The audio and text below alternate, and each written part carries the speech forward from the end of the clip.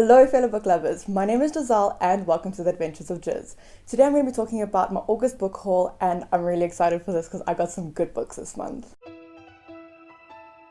First up we have two books that I actually got from my sister. She ordered it for me online and they arrived I think about 2 weeks ago, and I'm so excited for these because I actually chose them. I told her what I wanted and then yes, I'm really excited for these, and they are Truly Devious and The Vanishing by Maureen. This is the first two books, I think, of a trilogy. I'm not 100% sure. I know that the third book is coming out this year as far as I know. I don't really read YA mystery and I've decided that in October I'm going to do a YA mystery reading month just because I've got tons of YA mysteries on my shelf that I have never read before. I don't know much about the series, but what I do know is that we follow a girl who goes to a private school and there is a cold case related to this private school, and she has decided that she is going to figure out and solve this cold case. I did not want to know much about these books before I went into them, but I'm really excited to get into them. I've also got some other books on my October YA mystery list, but I'll film a video for that later on. In the middle of August, I went on a holiday with some of my friends. It was basically supposed to be a writing retreat, and I did not write anything, but that's okay because I got a lot of reading done. I read Renegades and I read a little bit of A Course of Thorns and Roses, which is great. Just before I went down, I was in the shops and I found a book that I really wanted for a long time, and I only read series if I have the entire series, so I'm excited that I got the second one and now I just need the third one, and that is Gemini by Kristoff and Amie Kaufman. I haven't read Illuminae yet, but it is on my shelf and I want to wait until I get Obsidio before I read all three of the books at once. The format of these is quite unique and strange, so that's why I've been putting the series off a little bit, but I've heard such great things about this and I know that I will love it when I get into it, so I'm just waiting until I find Obsidio and I get Obsidio before I start reading the series. Once again, I don't know much about these books, but I do know that it is a YA sci-fi.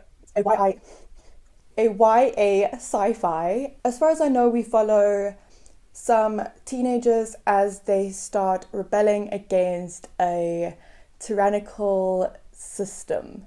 I don't know much about this, so if that is wrong, I'm so sorry.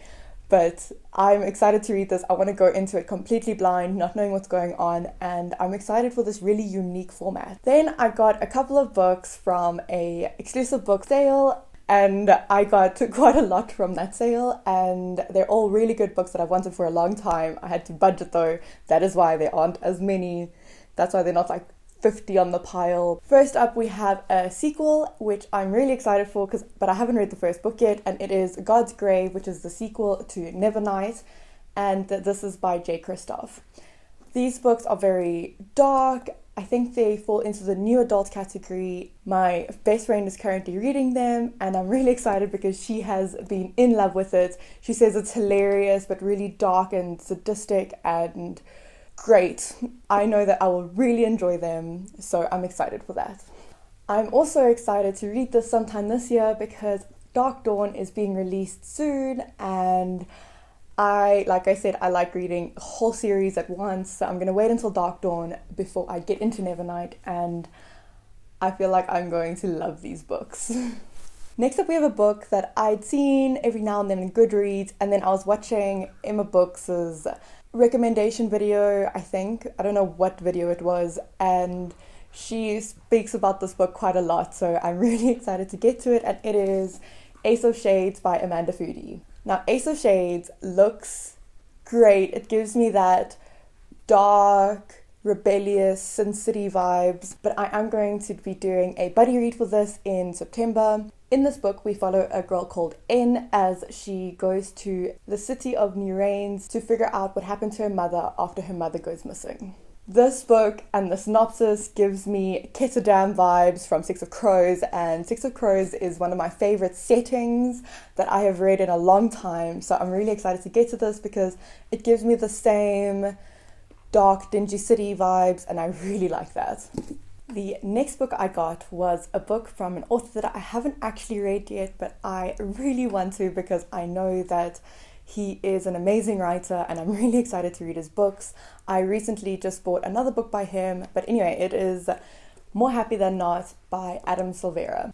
I recently got a copy of They Both Die at the End, and I have decided that I'm probably going to read both of his books at the same time. One of my friends recommended this to me. She actually borrowed it to me and then I gave it back to her, and then I found it at the sale, so I bought it for myself anyway. And in this, I don't actually know what happens. All I know is that we follow two boys, and as their friendship grows closer and stronger, they start dealing with more and more issues, and I can't wait to read this. I want to go into it completely blind, just knowing that it is a LGBT recommendation book, and I'm excited for this. I'm really excited for the next book. I mean, I'm excited for all of these books, that's why I got them. But the next book is Flame in the Mist by Rene. We follow a girl who is part of an arranged marriage, and when she is on her way to the palace to meet her betrothed, her convoy is ambushed by a group of bandits called the Black Clan. She is the lone survivor of this attack, and then she swears revenge on the Black Clan. So she decides to go undercover in the Black Clan as a boy. And I love all of the aspects about this book that I have seen so far. It has a little bit of Mulan vibes, and Mulan is one of my favorite Disney movies, so I'm really excited about that, and I'm excited for this. Next up, we have quite a short book, and I've wanted to get this since it was released, but I just haven't found it, and it was on sale, so it was nice and cheap, so why not get it? And it is Tequila Kingdom by Alexandre Cristo. I didn't know much about this book until I just read the back of it, and it looks amazing. We follow a princess who is cursed to be a human, and in order to become a siren again, she has to deliver the heart of the siren killer, which is the prince who happens to pick her up and save her. I'm pretty sure this is a Little Mermaid retelling, which is a pretty dark retelling, but apparently it is a retelling, and I love the little blurb up here. It says, perfect for fans of Leigh Bardugo and Sarah J. Maas. And both of those just happen to be some of my favorite authors. So why not read this? And it's really short, so I'll definitely get to it by the end of the year. Next up, we have a really interesting YA fantasy book, and it is Before She Ignites by Jodie Meadows. In this, we follow a girl who has a very unique kind of magic, which, as far as I can tell, is basically she's a dragon shifter. And in this, she uncovers a dangerous secret and is then thrown in prison for it. This looks really exciting. It looks like we follow a really interesting main character, and the unique kind of magic in this was really intriguing when I first heard about it, so I'm really happy that I picked this up. The last book on my list it's a good one, and I was really happy when I found this, and it is The Last Ansara by Tristan Ciccarelli.